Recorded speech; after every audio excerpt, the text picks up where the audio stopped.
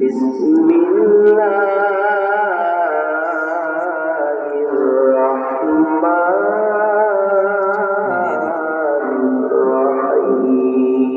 الرحيم كيف تكفرون بالله وكنتم أمواتا فأحياكم ثم يميتكم ثم يحييكم ثم إليه ترجعون صدقت يا ربنا وقال رسول الله صلى الله عليه وسلم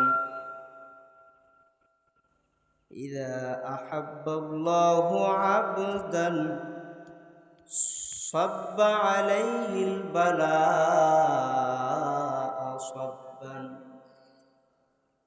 وقال تعالى إن الله وملائكته يصلون على النبي يا أيها الذين آمنوا صلوا عليه وسلموا تسليما اللهم صل على سيدنا ونبينا وشفيعنا وحبيبنا ومولانا محمد صلى الله عليه وعلى آله وأصحابه وبارك وسلم اللهم صل على سيدنا ونبينا وشفيعنا وحبيبنا ومولانا محمد صلى الله عليه وعلى آله وأصحابه وبارك وسلم لا إله إلا الله لا إله إلا الله لا إله إلا الله محمد رسول الله صلى الله عليه وسلم سبحانك لا علم لنا إلا ما علمتنا إنك أنت العليم الحكيم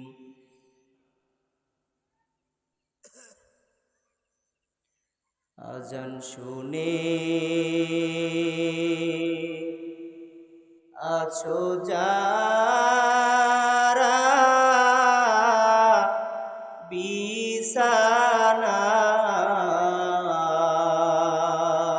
বিছানায় আজান শুনে আছো যারা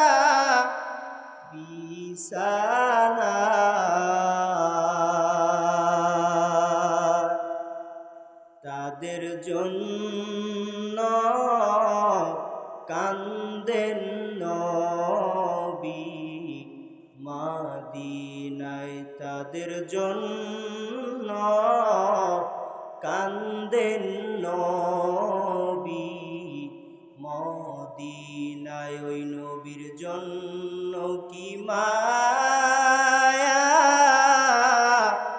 লাগে না ওই নবীর জন্য কি মায়া লাগে না হায়রে উম্মত মসজিদে কেন আসো না হায়রে উম্মত নামাজ কেন পড়ো না জান শুনে সোজারা বিছানা তাদের জন্য কান্দেন নবী মদিনায় তাদের জন্য কান্দেন নবী মদিনায় ওই নবীর জন্য কি মায়া লাগে না ওই নবীর জন্য কি মায়া লাগে না হায়রে মুমিন মসজিদে কেন আসো না হায়রে মানুষ নামাজ কেন পড়ো না আলহামদুলিল্লাহ আল্লাহ পাক রব্বুল আলামিনের দরবারে অসংখ্য অগণিত শুকর যে মহান রব্বুল আলামিন আজ 17 ফেব্রুয়ারি রোজ শনিবার পশ্চিম সেকান্দারখালী সিরাজউদ্দিন হাওলাদার বাড়ি পাঞ্জেগানা মসজিদ ও এলাকাবাসীর উদ্যোগে বাৎসরিক ইসালে সওয়াব ওয়াজ মাহফিলে আসার বসার ধৈর্য তৌফিক হিম্মত সুস্থতার নেয়ামত যা আল্লাহ তাআলা দান করলেন প্রাণ খুলে সেই মহান মুনিবের দরবারে সকলে শুকর গুজার করে বলি আলহামদুলিল্লাহ। আল্লাহর দরবারে কোটি কোটি শুকরিয়া, কারণ আমাদের এই মাহফিলের আজকের সম্মানিত প্রধান অতিথি পাঙ্গাশিয়ার হযরত পীর সাহেব কিবলা এখানে উপস্থিত আছেন, বলেন আলহামদুলিল্লাহ। আল্লাহর ওলিয়ে কামেলরা যেই জায়গায় কদম দেয় এটা তো বরকতে ভরপুর হয়ে যায়। সুবহানাল্লাহ বলতে কি আপনাদের কষ্ট লাগে? জোরে বলেন না সুবহানাল্লাহ। আজকের মাহফিলকে আল্লাহ রাব্বুল আলামিন কবুল মঞ্জুর করুক, সকলে জোরে বলেন আমিন। আল্লাহ তাআলা আমাদের সকলকে এখান থেকে ইসলামের বুঝ নিয়ে দিন ইসলাম কি জিনিস, ঈমান আমল কি জিনিস, এটা বুঝ নিয়ে আল্লাহ তাআলা এখান থেকে বাড়িতে যাওয়ার তৌফিক, বেগুনা হয়ে সকলকে বাড়িতে যাওয়ার তৌফিক ধৈর্য আল্লাহ তাআলা দান করুক, বলেন আমিন। আমি আপনাদের সামনে অল্প কিছু সময় কথা বলবো ইনশাআল্লাহ। তো আলোচনার শুরুতে যে কথাটা আমার আছে সেটা হচ্ছে বক্তা আলোচনা করবে। আচ্ছা ধরেন সহজে বুঝাই, এই মাঠের এই প্রান্ত থেকে এই প্রান্ত একটা দৌড় প্রতিযোগিতা হবে। কি প্রতিযোগিতা? দৌড় প্রতিযোগিতা হবে। এখন 10 জন মানুষের ভিতরে 5 জনের হাত বাঁধা, 5 জনের হাত খালি, দৌড় প্রতিযোগিতা। এখন আপনি বলেন তো, যাদের হাত বাঁধা তারা আগে মাঠ পেরোবে নাকি যাদের হাত খোলা তারা আগে যাবে? যাদের হাত খোলা। কারণ কি? হাত দিয়ে কি দৌড়িয়েছে? হাত দিয়ে দৌড়িয়েছে, তা আগে গেল কেমনে? হাত সহযোগিতা করছে। হাত কি করছে? হাত কি করছে? সহযোগিতা করছে।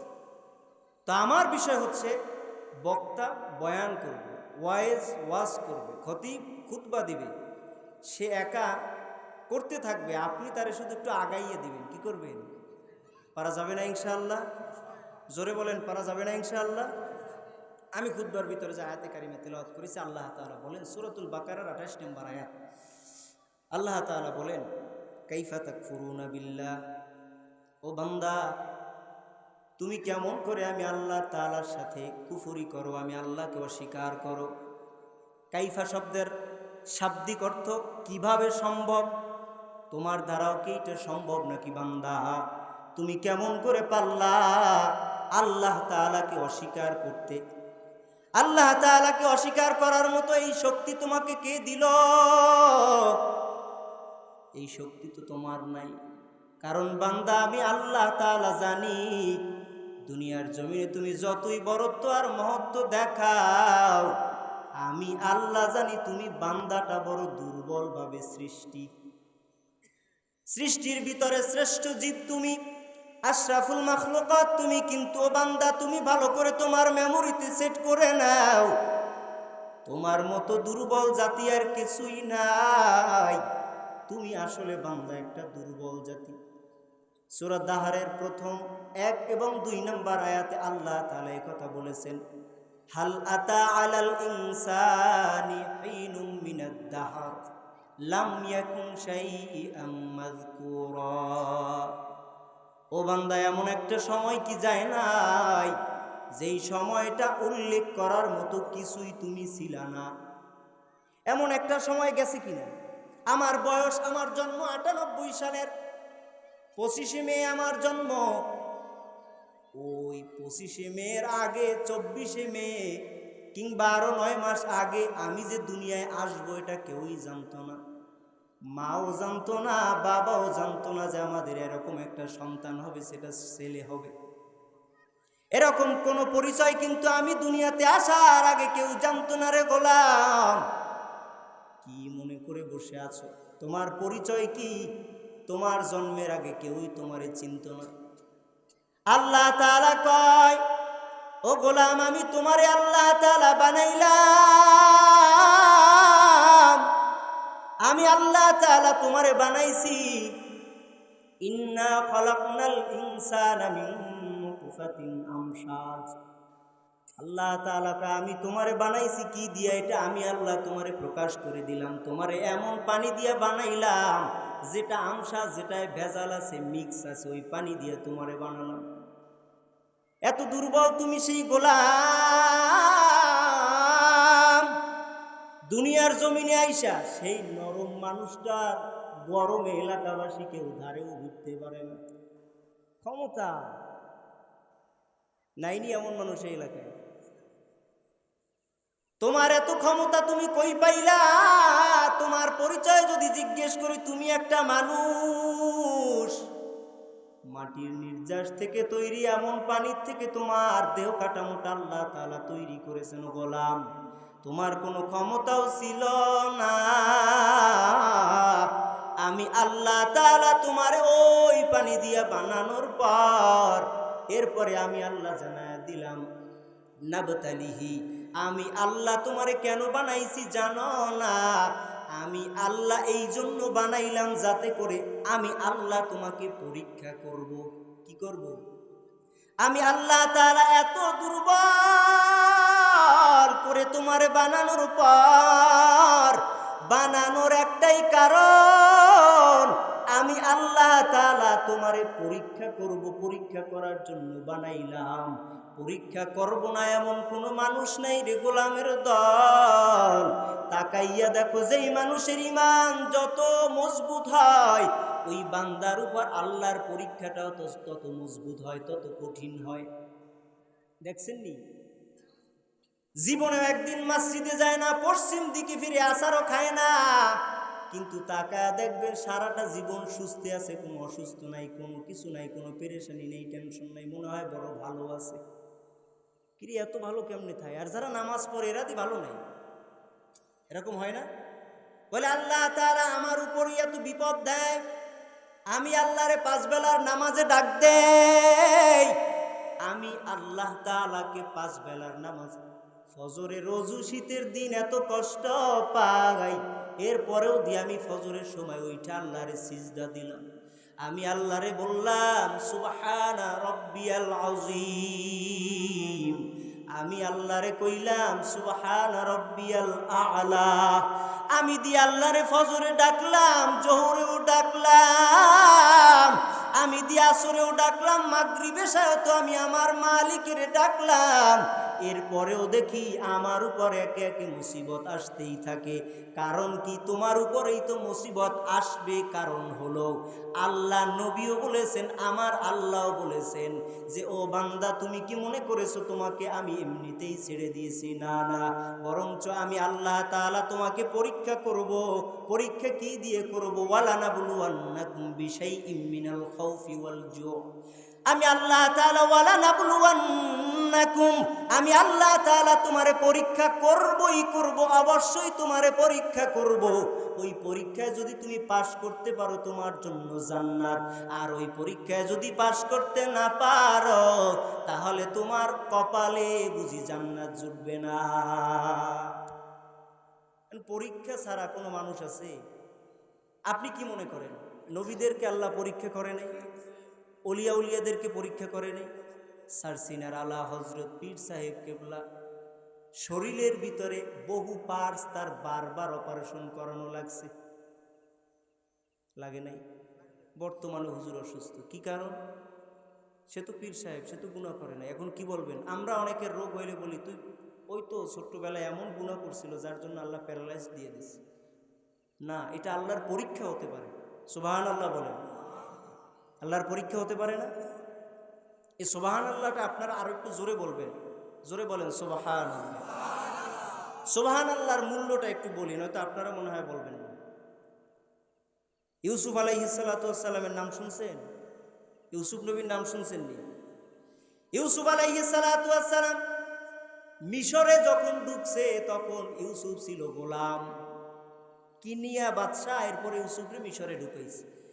ঢুকানোর পর ইউসুফ নবীর জুলাইখা লালন পালন করার পর ইউসুফ নবী যখন বয়সটা যুবকে পরিণত হয়েছে, জুলাইখার মনটা বড় খারাপ। এই ইউসুফরে আমার প্রয়োজন, আমার চাহিদা পূরণের জন্য। ঘটনা জানেন, কিন্তু এরপরে সামনের যে কথাটা বলবো এটা খুব গুরুত্বপূর্ণ, একটু খেয়াল করুন। ইউসুফ আলাইহিস সালাতু ওয়াস সালাম রে জুলাইখা 7টা তালার উপরে উঠাইয়া 7টা দরওয়াজায় একে একে তালা লাগাইয়া, ওই ইউসুফায় আমার মনের চাহিদা পূরণ করে যাও। কিন্তু ইউসুফ তো ভয় করে একজনকে, তিনি কে? ইউসুফ নবী কয় জুলাইখা না না, এটা আমার দ্বারা সম্ভব না। কিন্তু যেই 7টা দরওয়াজায় তালা লাগাইছে ওই জায়গা থেকে যাওয়াও তো সম্ভব হবে না। ইউসুফ নবী কয় চেষ্টা করব আমি, আর এই চেষ্টায় সফলতা যিনি দিবেন তিনি কে? ইউসুফ নবী এবার সামনের দিকে দৌড় দেয়। ইউসুফ নবী প্রথম দরওয়াজার কিনারায় যায়, টাস করে প্রথম দরওয়াজা খুলে যায়, দ্বিতীয় দরওয়াজার কিনারায় যায়, দ্বিতীয় দরওয়াজাও খুলে যায়। এমনি করে 7টা দরওয়াজা খুলিয়া 7 তালার নিচে নামিয়ে দাঁড়াইয়া তাকায়া দেখে ওই 7 তালার ওই যে দরওয়াজার সামনে দাঁড়ানো আজিজে মিশর, মিশরের বাদশা দাঁড়ানো। কি ইউসুফ তুমি কেন এমন ভাবে দৌড়াও? জুলাইখা মহিলা মানুষ তো, মহিলাদের চিকন বুদ্ধি, দৌড়াইয়া আইসা কয় আজিজে মিশর, এতদিন আমরা দুধ কলা খাওয়াইয়া মনে হয় কাল সাপ পুষেছি, আপনার এই গোলামটা আজকে আমার ইজ্জত নষ্ট করার জন্য উঠেছিল। নাউজুবিল্লাহ বলে। এখন ইউসুফ নবীর কাছে জিজ্ঞেস করে, ইউসুফ বলো না তুমি কি সত্যিকারে এই কাজের জন্য উঠছিলা নাকি? ইউসুফ নবীর কাছে জিজ্ঞেস করার পর ইউসুফ কয় না ও বাদশা, না না, আমি এই জন্য ওই জায়গায় যাই নাই। জুলাইখা কয় গিয়েছিল, আমার পক্ষে সাক্ষীও আছে। লম্বা ঘটনা, অত দূর যাব না। এবার ইউসুফ নবী কয় ও আজিজে মিশর, আমি এ কাজ করি না, এটা তাদের চক্রান্ত। বাদশা মানে না, কারণ তার ইজ্জত তো থাকে না, কারণ নিজের বউয়ের নামে কেমন করে অপকর্মটা মেনে নেয়। বাদশা ডাক দিয়ে কয় ইউসুফ তুমি বলো না তোমার পক্ষের কোনো সাক্ষী তুমি দাঁড় করাতে পারবে কিনা? যদি তুমি সাক্ষী এই জায়গায় হাজির করতে পারো তাহলে তোমার পক্ষে রায় হবে, আর যদি সাক্ষী আনতে না পারো তাহলে তোমার বিপক্ষে রায় চলে যাবে। ইউসুফ নবী কয় আমার পক্ষে কে সাক্ষী দিবে? ইউসুফ নবী চক্ষু দুইটারে বন্ধ করে দাঁড়াইয়া আছে। আল্লাহ তাআলা ইউসুফকে ডাক দিয়া কয় ইউসুফ, এই যে তোমার কানের ভিতরে ছোট্ট একটা বাচ্চার কান্নার আওয়াজ তুমি শুনতে পাও, ওই বাচ্চাটারে ডাক দাও, ওই হবে আজকের তোমার সাক্ষী। ছোট্ট বাচ্চাটারে নিয়ে আসছে। বাচ্চাটারে নিয়ে আসার পরে ইউসুফ নবী ডাক দিয়া কয় ও বাদশা, মিশরের বাদশা, আমার সাক্ষীদাতা আর কেউ না, এই যে কোলের দুধের সন্তান কথা বলতে জানে না, এই বাচ্চাই হলো আমার সাক্ষী। বাদশা কয় ইউসুফ তুমি নাকি আমার সাথে মস্কারা করো নাকি? মজা নেও নাকি আমার সাথে? এই বাচ্চা কেমন করে কথা বলবে, দুধের শিশু। ইউসুফ নবী এবার ওই বাচ্চার দিকে তাকাইয়া আল্লাহর হুকুম চাইয়া বলে, বাদশা। ইউসুফ নবী কয়, ও সন্তান, সত্য কথাটা তুমি অকপটে স্বীকার করো। বাদশা ওই সন্তান কথা কয় না। দ্বিতীয়বার ইউসুফ নবী জিজ্ঞেস করার পর এবার বাদশার জবানটা আমার আল্লাহ খুলে দিয়েছে। খুলে দেওয়ার পর ওই ছোট্ট বাচ্চাটা বলে নাই যে কে দোষী আর কে দোষী না, এটা বলে নাই। ছোট্ট বাচ্চাটা ডাক দিয়া কয়, ও আজিজে মিশর, ও মিশরের বাদশা, আপনি শুনে নেন। ওই আপনার কাছে আমি মাপকাঠি দিয়া দিলাম, একটু তাকায়া দেখেন, যদি ইউসুফের জামার সামনের দিকটা ছেঁড়া থাকে তাহলে দোষী হলো ইউসুফ, আর যদি জামার পেছনের দিক ছেঁড়া হয় তাহলে দোষী হলো জুলাইখা। এখন ইউসুফ নবী যে ওই সাততলা দিয়ে দৌড় দিছিল, জুলাইখা পিছন থেকে জামাটারে টাইনে ধরছিল। বাদশার বউ তো খাইছে খুব বেশি, তো গায়ে শক্তি ছিল, এমন জোরে ধরছে জামার পিছনটা ছিঁড়ে গেছে। এবার আজিজ মিশর কয়, ইউসুফ অপোজিটে একটু ঘুরো, তোমারে দেখার দরকার। সামনের দিকে তো জামা ছেঁড়া নাই, পেছনের দিকে তাকাইয়া দেখে জামাটা পেছন দিক থেকে ছেঁড়া। এবার মিশরের বাদশা, ওনার তো বুঝতে আর বাকি নাই, কিন্তু এই ঘটনা যদি ছড়াইয়া যায় দেশে, তাহলে তো দেশের সবাই কবে যে বাদশার বিবির চরিত্র ভালো না, বলবে কিনা? এ খবর ছড়াইয়া যাইতে সময় লাগবে, আরো বাদশার বিবি। বাদশা কয়, না ইউসুফ, দোষী হইলা তুমি, দোষ করলেও তোমার দোষ, না করলেও তোমার দোষ। কারণ তো মিশরের বাদশার আছে ক্ষমতা, কি আছে? যার ক্ষমতা আছে, যদি আপনারা জেলে দেয় ধরে, আপনার কিছু করার আছে? মিশরের বাদশা কয়, ইউসুফ, দোষ তোমার, করলেও তুমি, না করলেও তুমি, তুমি জেলে যাও, 10 বছরের সাজা। ইউসুফ নবী জেল খাটার পর একটা সময় আল্লাহ তাআলা তাকে জেল থেকে পাঠাইছে, তো পাঠাইছে, ওই মিশরের খাদ্য মন্ত্রণালয়ের দায়িত্ব এবার ইউসুফ পেয়েছে। তো জেল খাইতে কি সম্মান কমছে না বাড়ছে? সম্মান বেড়েছে। ইউসুফ আলাইহিস সালাতু ওয়াস সালাম জেল থেকে বের হওয়ার পর, খাদ্যমন্ত্রীর দায়িত্ব পাওয়ার পর, এবার ইউসুফ আলাইহিস সালাতু ওয়াস সালাম খাদ্য দিতেছে। মিশরে দুর্ভিক্ষ চলতেছে। দুর্ভিক্ষের সময় একটা লোক আসছে, বড় গরিব মানুষ, আইসা কয়, ও ইউসুফ, তুমি আমারে কিছু খাবার দাও। খাদ্য মন্ত্রণালয়ের কাছে খাবার চাই। এবার ইউসুফ আলাইহিস সালাতু ওয়াস সালাম ওই লোকটারে, গরিব লোকটারে কয়, এরে তোমরা 1 সা জব দিয়ে দাও, আটা দিয়ে দাও, গম দিয়া দাও।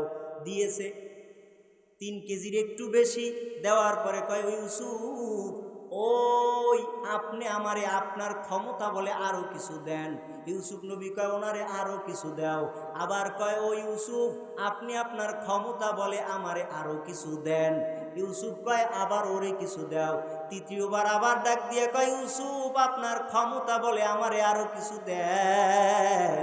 ইউসুফ নবী কয়, ও ভাই, তুমি কি জানো না, মা তাআলাম, তুমি কি জানো না যে এই মিশরে বর্তমানে খাদ্যের বড় অভাব? তোমার এই যদি এত দেই, অন্য লোক চাইলে তারে কি দিব বলো?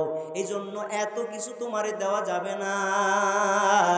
ইউসুফ নবী এই কথা বলার পর এবার ওই গরিব মানুষটা ডাক দিয়া কয়, ইউসুফ, আপনি আমার যদি পরিচয়টা জানতেন, আমি যত চাইতাম, যতবার চাইতাম, আপনি ততবার আমাকে দিতেন। ইউসুফ নবী আশ্চর্য হয়ে গেল, কি তোমার পরিচয়? তুমি তোমার পরিচয়টা দাও। এবার ওই মানুষটা, গরিব লোকটা ডাক দিয়া কয়, ইউসুফ, আপনি হয়তো আমারে চিনতে পারেন না, আমি তো ওই মানুষ, যেই মানুষটা আপনি ইউসুফের চরিত্রের সার্টিফিকেটের সনদ দিয়েছিলাম মায়ের কোলে বসিয়া। আমি হইলাম ওই দুধের ছোট্ট সন্তান। আজকে আমারে হালাত, আমি আপনার কাছে আসছি ত্রাণ পাওয়ার জন্য। ইউসুফ নবী কয়, তুমি কি সেই যুবক নাকি? সেই ছোট্ট দোলনার সন্তান কি তুমি নাকি? বলে, আমি তো ওই ছোট্ট সন্তান। ইউসুফ নবী ডাক দিয়া কয়, এরে 1 বার 2 বার 3 বার না, না, আমাদের আমাদের বাংলাদেশি মাপের 105 মণ আটা তারে দিয়ে দিছে। আচ্ছা এবার বলেন তো, বুঝে থাকলে বলবেন, ইউসুফ নবীর চরিত্রের সার্টিফিকেট উনি সাক্ষী, পবিত্রতার সাক্ষী উনি কতবার দিছিল? একবার। কতবার দিছিল? কতবার দিছিল? একবার। ইউসুফ নবীর পবিত্রতার সাক্ষ্য দিয়েছিল ওই সন্তানটা একবার। একবার সাক্ষী দেওয়ার কারণে যদি ওই ইউসুফ নবী খুশি হইয়া, একবার সাক্ষীর কারণে ইউসুফ যদি খুশি হইয়া বলে 3 কেজি 9 কেজি 6 কেজি না, বরঞ্চ 2-4 কেজিও না, না বরঞ্চ এই বান্দাটারে 105 মণ আটা দিয়া দাও। ইউসুফ নবী একবার সাক্ষী দেওয়ার কারণে যদি এত দেয়, এত দেয়, আপনি আমি তো ওই মাওলারে প্রত্যেকটা দিন 5 বার 10 বার নয়, প্রত্যেক দৈনিক ফরজ নামাজ 17 বার আদায় করি, মাঝে মধ্যে আবার সুবহানাল্লাহর তাসবিহ পড়ি। আমার আল্লাহ ইউসুফরে ইলহাম দিয়া কয়, ও ইউসুফ তুমি কি জানো না, তুমি ওই বান্দাটা তোমার পবিত্রতার একবারের সাক্ষী দেওয়ার কারণে তুমি ওই বান্দাকে বেগৈর হিসাব 105 মণ যদি দিতে পারো, আর যে আমার গোলামরা প্রত্যেক দিন বারবার 1000 বার আমি আল্লাহর পবিত্রতার সাক্ষ্য দেয়, আমি আল্লাহ ওই বান্দাদেরকে কি অগণিত দিব না? সুবহানাল্লাহ, বুঝতে পারছেন? সুবহানাল্লাহ শব্দের অর্থ হচ্ছে আল্লাহ পবিত্র। সুবহানাল্লাহর অর্থ কি? আল্লাহ পবিত্র। তো ইউসুফের পবিত্রতার সাক্ষ্য দিয়া যদি 105 মণ পায়, আমরা প্রত্যেকটা দিন ইউসুফের সাক্ষ্য না শুধু আমরা ইউসুফের যিনি রব, আমাদেরও যিনি রব, আমাদেরও যিনি প্রভু, যিনি আমাদের বানাইছেন, আমরা ওই রবের প্রত্যেক দৈনিক 1000 বার সাক্ষ্য দিব পবিত্রতার। আল্লাহ তাআলা একবার সাক্ষ্য দিলে কিতাবের ভিতরে আসছে, যদি কেউ একবার সুবহানাল্লাহ পড়ে, এই দুনিয়া 10 বার যদি বিক্রি করা হয়, একবার সুবহানাল্লাহর সমান হবে না। সুবহানাল্লাহর পাওয়ার আছে না নাই? আছে। তো এখন জোরে সোরে আরো একবার বলেন সুবহানাল্লাহ। যে কথা বলতেছিলাম যে আল্লাহ তাআলা আমাদের সকলকে পরীক্ষা করবেন, আল্লাহ আমাদের সকলকে কি করবেন?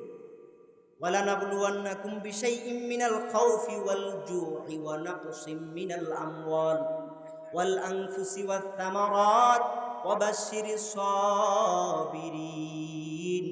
আল্লাহ তাআলা সূরাতুল বাকারার 155 নম্বর আয়াতে আল্লাহ জানায়া দিস, ও দুনিয়ার মানুষ, আমি আল্লাহ তাআলা তোমাদেরকে পরীক্ষা করবই।